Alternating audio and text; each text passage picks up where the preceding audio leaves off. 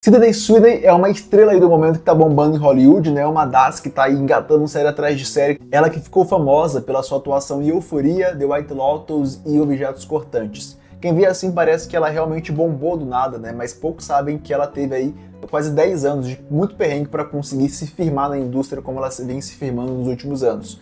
Nesse vídeo a gente vai trazer aqui uma análise do processo mental dela de decisão, de ação em direção àquilo que ela queria, que é muito coerente com a lei da atração, que como é que ela aplicou isso efetivamente para ela, né? Eu sou o Pedro Lopes, jornalista, e esse canal tem o objetivo de trazer ideias e compartilhar conhecimentos, técnicas, experiências, insights sobre mentalidade, lei da atração e desenvolvimento pessoal. A gente convida já a curtir esse vídeo, se inscrever no canal e bora dar sequência. Sydney nasceu em 97 em Washington e logo se mudou para Idaho, ali um estado vizinho, bem na fronteira, para uma propriedade rural da família que já pertencia a 5 gerações. Inclusive essa casa foi um ponto bem tenso na trajetória dela que eu vou falar aqui logo à frente, então segura aí. E foi lá que ela cresceu, né, nessa cidade, inclusive ela já despertou interesse em atuação logo criança, quando ela participou de um teste para uma produção independente ali na cidade dela e desde então ela engatou. Sydney já demonstrava, né, ser multipotencial, ela participou de todos os esportes da escola, ela fazia parte de clubes de robótica, clubes de matemática, ela era realmente muito inteligente, muito empenhada em tudo que fazia. E olha que louco isso, aos 15 anos ela montou um plano de carreira, né, um plano de negócio da carreira dela e apresentou aos pais, convencendo eles a se mudarem para Los Angeles para que apostassem aí todas as fichas na carreira dela. O problema é que o plano não deu muito certo. Eles se mudaram para Los Angeles, Sydney começou a fazer testes atrás de testes sem muito sucesso, ela reprovava em vários dos testes que ela fazia e conseguia no máximo ali participações especiais em séries, inclusive nessa época ela chegou a participar de séries como Grey's Anatomy, The Handmaid's Tale e Pretty Little Liars. Mas nada muito expressivo, né, que fizesse com que ela tivesse a renda suficiente para conseguir se manter ali com a família. E foi aí que a coisa foi por água abaixo, né, nesse processo de muito sai, pouco entra, a família faliu e venderam aquela casa lá que eu falei que eles pertenciam a 5 gerações. Nessa época, inclusive, ela começou a pegar vários bicos para complementar a renda familiar, inclusive ela trabalhou como faxineira, como lavando banheiro, chegou a ser babá e também a seguir de passeios ali na Universal Studios para turistas. E ela fala que foi uma fase muito difícil para ela, né? Foram 9 anos assim nesse perrengue e ela não se via fazendo outra coisa, ela realmente só queria ser atriz. O jogo dela só virou mesmo, finalmente, em 2019, com a personagem Cassie de Euphoria, que realmente virou, né? Realmente foi um turning point aí de carreira para ela, porque ela ficou famosíssima, chegou a ganhar até um Emmy aí pela sua atuação naquela série. E depois daí ela engatou produção atrás de produção, ela não para desde então. Hoje, aos 26 anos, Sydney Sweeney já acumula aí 2 indicações ao Emmy, além de vários outros prêmios aí menores, e segue aí ativa aí como vulcão, produzindo, atuando bastante. Bom, e esse foi o panorama aí de toda a vida de Sydney, uma vida aí de 26 anos apenas, mas já com muita gangorra aí, né, altos e baixos, que traz aí pano na manga pra gente analisar e até que ponto a vida testa os nossos limites diante de algo que a gente decide.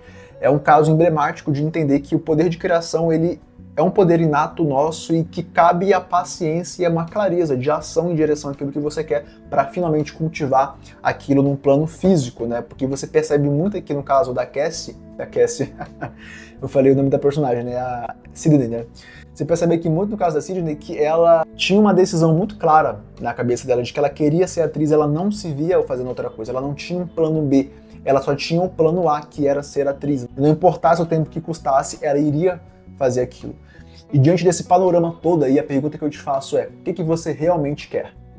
Se você ficou aí por mais de 5 segundos sem responder, sem ter clareza disso, é porque te falta de fato a clareza e consequentemente te falta a ação. Porque quando a gente fala em processos de criação, né, de manifestação, a decisão, o primeiro ponto da criação de realidade, ela parte de uma decisão. Toda decisão, pela própria palavra, já requer cisão, romper, cortar com aquilo que não vai te levar para onde você quer ir e agir, né, decisão, ação direcionada para onde você quer ir.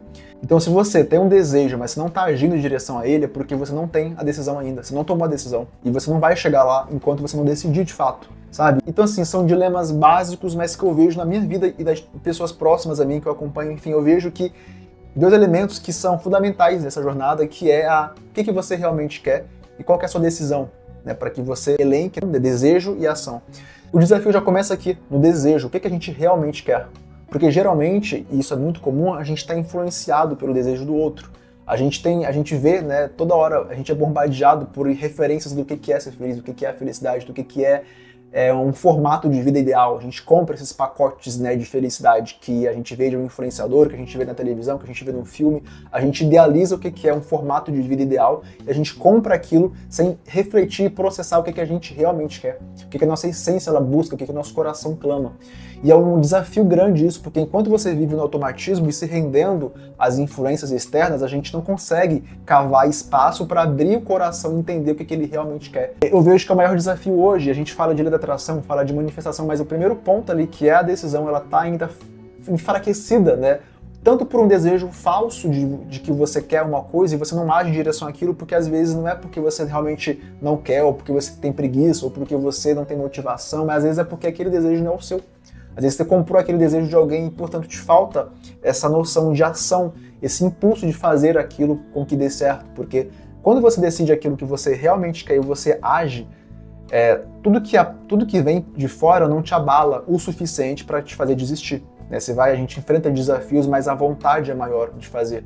Isso independente de qualquer meta que a gente ponha. E aí como, né, a gente consegue encontrar esse real desejo mais profundo nosso? E existem várias formas para isso. Tem pessoas que descobrem isso muito cedo, outras pessoas descobrem isso mais tarde, mas a primeira coisa que você deve fazer, se você quer se pôr nessa clareza, é se perguntar, deixar claro para sua mente qual que é o meu real desejo, o que eu realmente quero, o que a minha essência espera de mim. Quando você faz essa pergunta e deixa ela amadurecer na cabeça e você vai viver sua vida, você começa a encontrar aí sincronicidades, e você fica atento, né, às respostas. Então, fica atento às sincronicidades e também tenta evitar aí o excesso de consumo midiático, né? Se possível, faça um detox aí de exposição a redes sociais, a influências externas e se volte para dentro, né? Busque esse silêncio interior.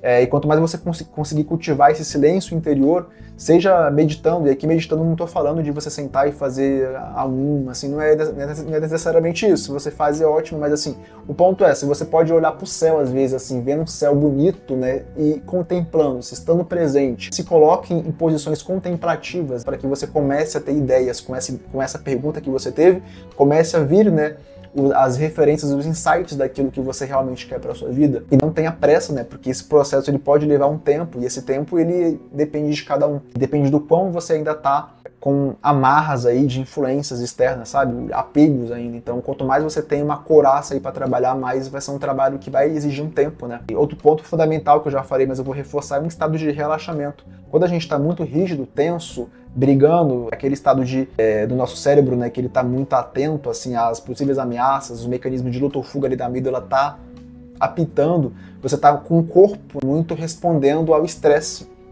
E você não consegue acessar camadas mais profundas da tua consciência. Então, buscar esses momentos mais relaxantes para que você cultive essas perguntas, essas respostas, quer dizer, da pergunta que é você encontrar qual que é a tua real vontade aqui nessa terra, nessa vida. Espero que você encontre aquilo que você realmente quer para que você haja em direção ao teu sonho, mesmo que as circunstâncias te digam o contrário. Que você haja, que você tenha fé, força, execução e uma missão muito clara, porque a tua vida é o teu sonho, é a tua experiência aqui e agora, hoje e sempre.